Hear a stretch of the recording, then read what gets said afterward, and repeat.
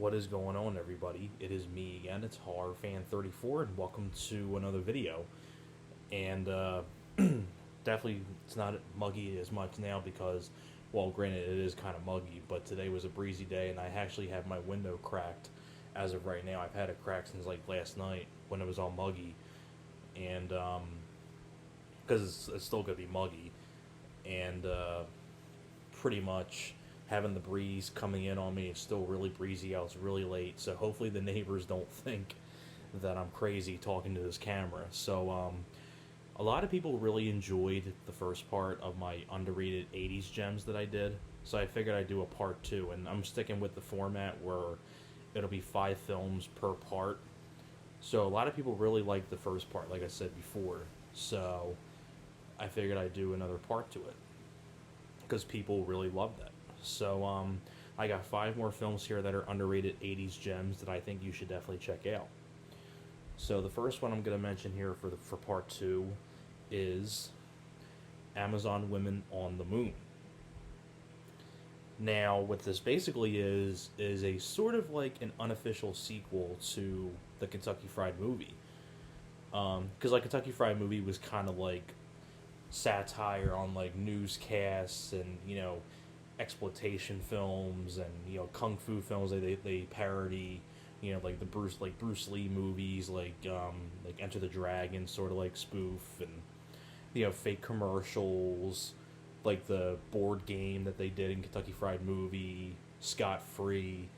And in a way, people like nowadays, like if you've seen the really crappy movie 43, I know a lot of people probably know more about that film than this.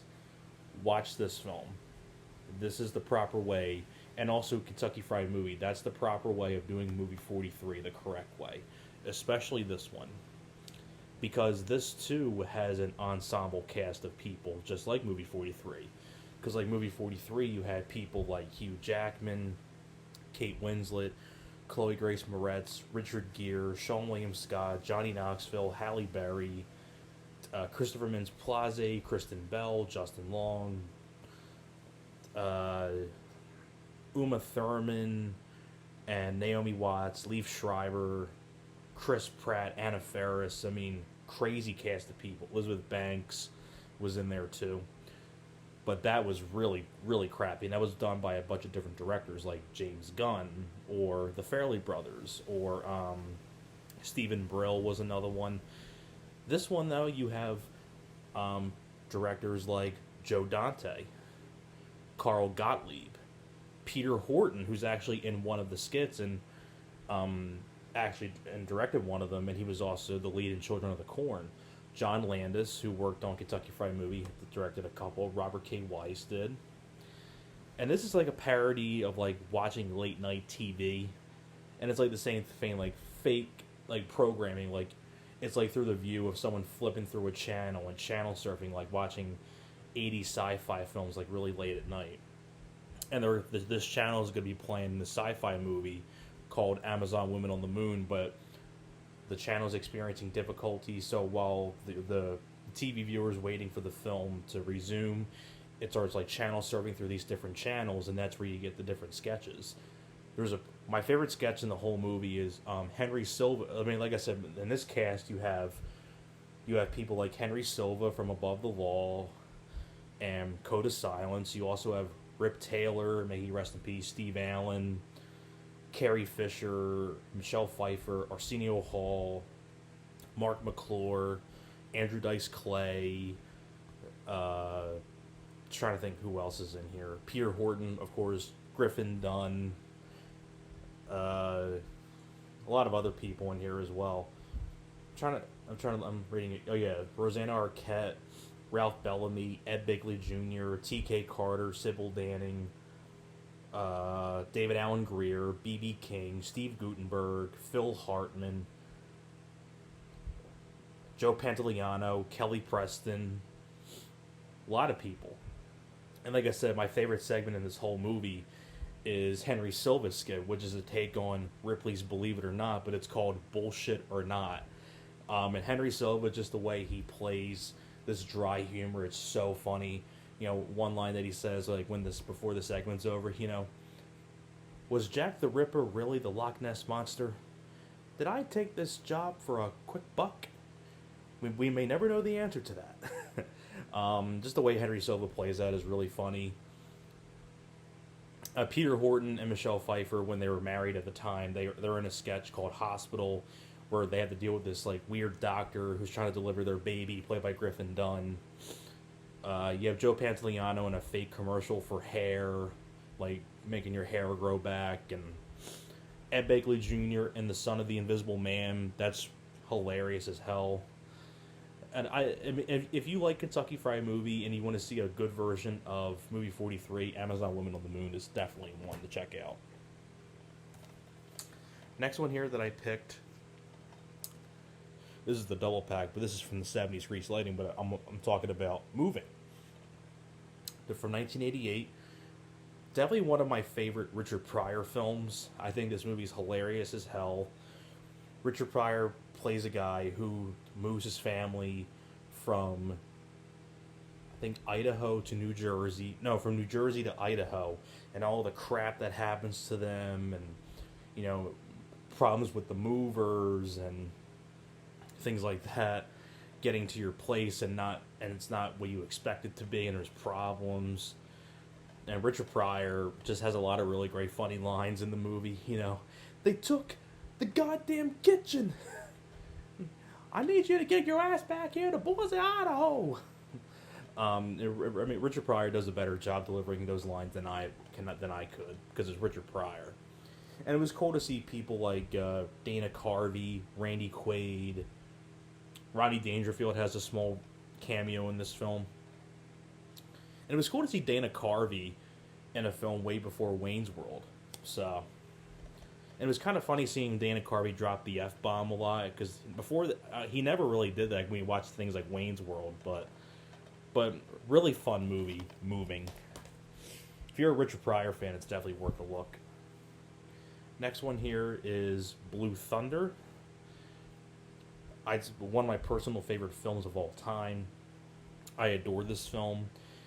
Fantastic 80s action movie where you have Roy Scheider as a helicopter pilot who's a cop, and he's chosen to test this helicopter called Blue Thunder. He has a new partner played by Daniel Stern. Roy Scheider's wife is played by Candy Clark, who was in The Blob, and she's been in a lot of other stuff too. Candy Clark, look her up. She's been in a lot. Warren Oates. And unfortunately, Roy Scheider and Daniel Stern, they hear something they weren't supposed to by these bad guys, and they get chased, and your bad guy is the Colonel, played by Malcolm McDowell.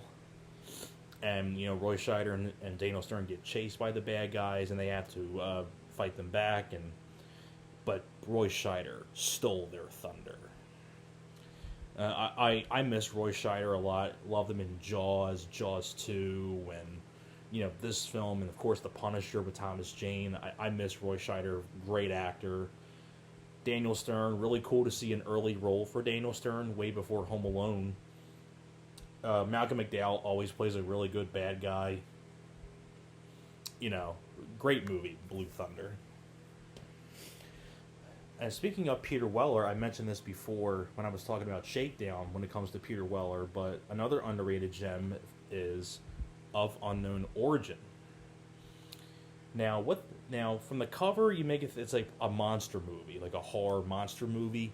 It's more of a psychological sort of like thriller, where basically Peter Weller plays a guy who works he's a Wall Street executive named Bart Hughes. And he's working on this project that if it goes really well, he'll get a big promotion, he'll get more money, and things like that. He lives in this house that he built himself from scratch. He lives with his wife, played by Shannon Tweed, and they have a young son. And basically, the wife and the son go out of town on a trip for the weekend, and he's left by himself in his home to work on this thing to get the promotion. And he starts hearing things like that, and it turns out there's this rat that keeps messing with him, this gigantic rat. So basically, it's like a whole psychological battle of Peter Weller sort of becoming more obsessed with trying to catch this rat.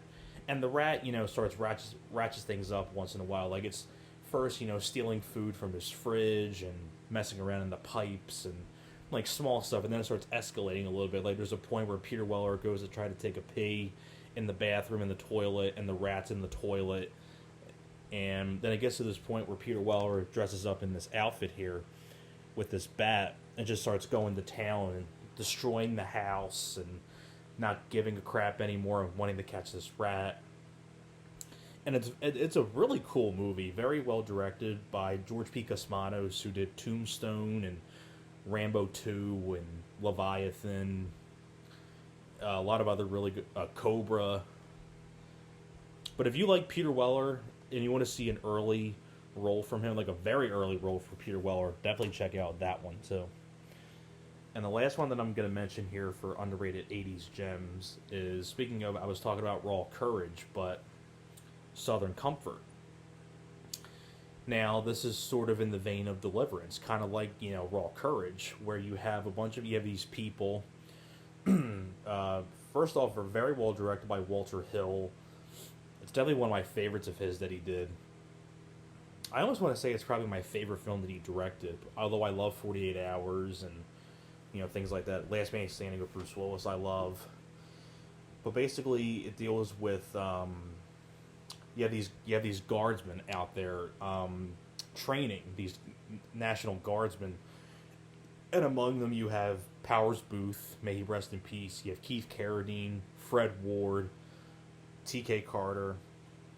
And they're out there, and kind of like, sort of like in the vein of Deliverance or Raw Courage, there's an error in judgment, there's some misunderstanding, and they end up angering these Cajuns out in the Louisiana Bayou, and they start getting chased by these Cajuns because they angered them, and it's because of a big misunderstanding, sort of like Raw Courage or Deliverance, and then they get chased.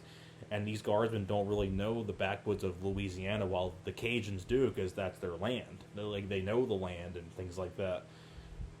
He has some really great action sequences in this, and a great cast of people. Very well directed by Walter Hill. I love the whole setting in the Louisiana bayous as well. A fantastic film, Southern Comfort. So that's going to be it for part 2 of my underrated gems. And thank you very much for watching, and I'll see you guys next time.